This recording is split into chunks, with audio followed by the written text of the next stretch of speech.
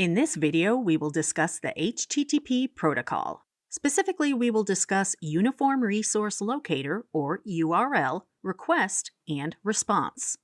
We touched on REST APIs in the last section. The HTTP protocol can be thought of as a general protocol of transferring information through the web. This includes many types of REST APIs. Recall that REST APIs function by sending a request, and the request is communicated via HTTP message. The HTTP message usually contains a JSON file. When you, the client, use a web page, your browser sends an HTTP request to the server where the page is hosted. The server tries to find the desired resource by default index.html. If your request is successful, the server will send the object to the client in an HTTP response. This includes information like the type of the resource, the length of the resource, and other information.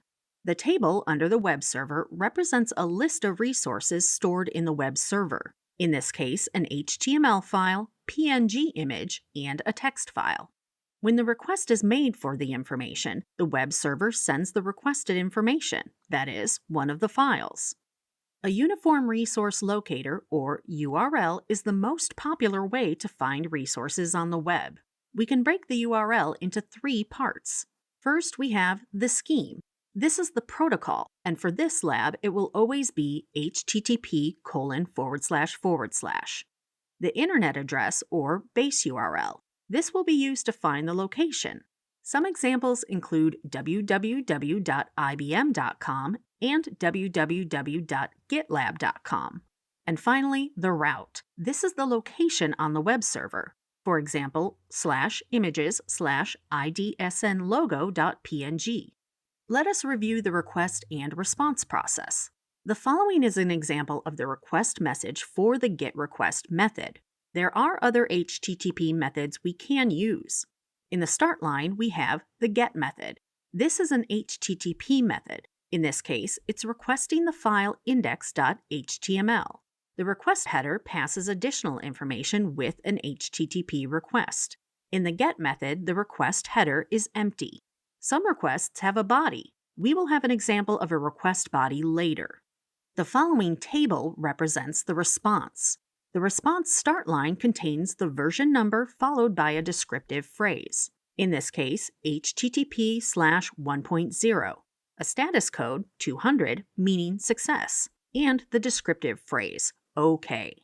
We have more on status codes later. The response header contains information. Finally, we have the response body containing the requested file, in this case, an HTML document. Let us look at other status codes. Some status code examples are shown in the table below. The prefix indicates the class. For example, the 100s are informational responses. 100 indicates that everything is okay so far. The 200s are successful responses. For example, 200, the request has succeeded. Anything in the 400s is bad news. 401 means the request is unauthorized. 500s stand for server errors, like 501 for not implemented. When an HTTP request is made, an HTTP method is sent. This tells the server what action to perform. A list of several HTTP methods is shown here. In the next video, we will use Python to apply the GET method that retrieves data from the server and the POST method that sends data to the server.